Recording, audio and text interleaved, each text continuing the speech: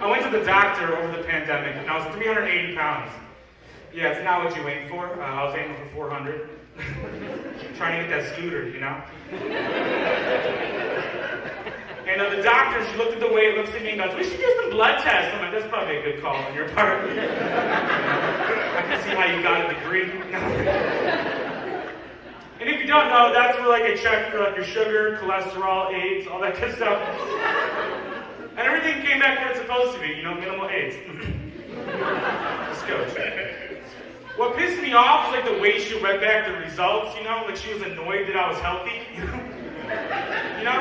It's like a doctor having to give good news to a fat guy. It's a lot like the judge who had to read the not guilty verdict of the OJ trial.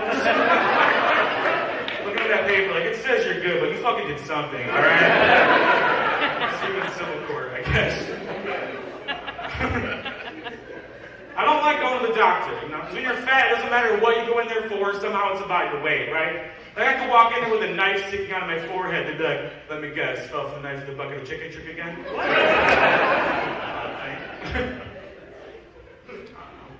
It's been a weird couple of years. You guys haven't get COVID? Yeah? Fewer of us.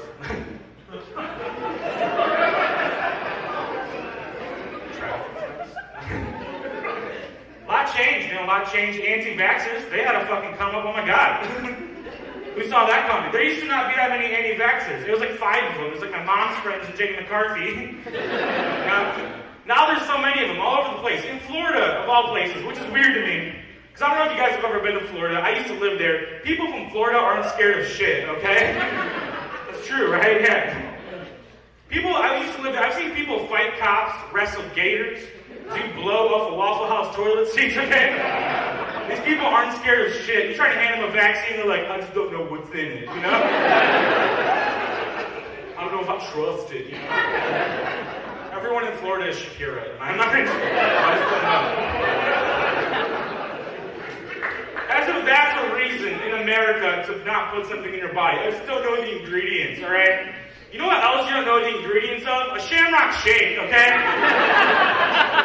You ever leave one of those things in your car for 3 days and it doesn't melt? What the fuck is that? It's not ice cream, maybe it's the Shamrock.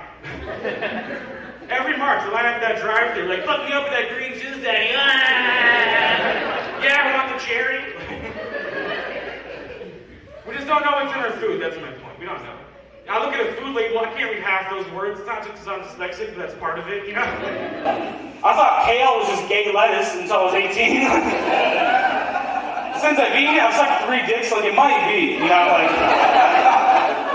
I can't read anything on a food label though. Like trans fat, that's an easy one. Does anyone here know what the fuck a trans fat is? No, we don't know. If I had to wager a guess, I'd say it was born a regular fat. And now it really hates Dave Chappelle.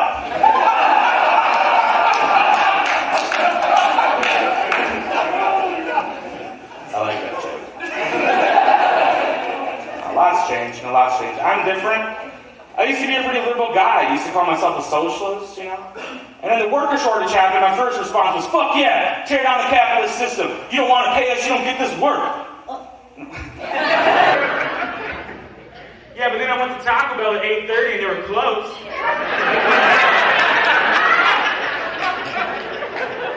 I became a Republican real fucking quick. No, where do I sign up to get my bad hairline and a gun? Let's go.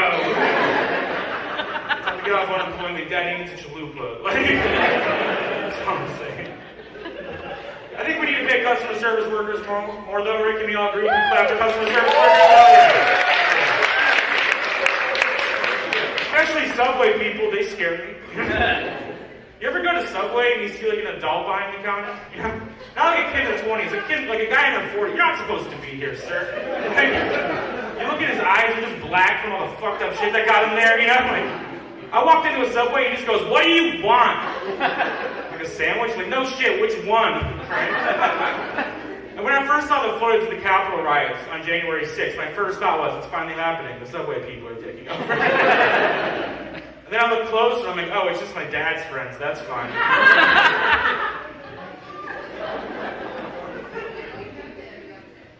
Got lots of different ages in here. Any Gen Z in here? Make some noise? Okay. The rest of us are old and depressed. The rest of us have bad backs. That's what I like Gen Z. I like Gen Z because they're very progressive, but also very kinky. That's a good combination, you know? Like, they'll degrade you in the bedroom while also, like, respecting your pronouns, you know? Like, yeah, they'll be like, get over here and suck this dick, you filthy person. Like,